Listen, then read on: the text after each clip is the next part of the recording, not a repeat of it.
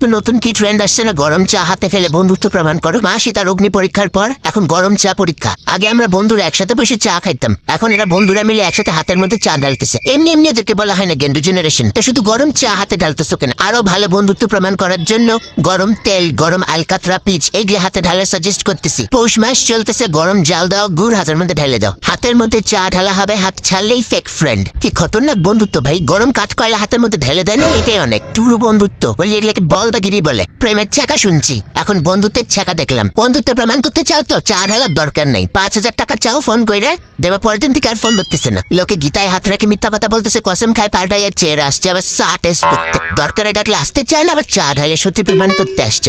আমার গৌরী দাস, তোমাকেই মুবারক ভাই। এরকম ছাল বাকলে উঠানো ফ্রেন্ডশিপ আমার দরকার নেই। তখন হাতের মধ্যে মোম গলায় ফেলছো। আমাদের যুগে আগে প্রেমের ধোকা খাইয়ে হাত কাটার একটা প্রচলন ছিল, এখন লোকে চা ঢালতেছে। শুধু শুধু 10 টাকা চা নষ্ট করতেছে, পরে দেখলে বন্ধুত্ব টিকলো না, 10 টাকাও গেল।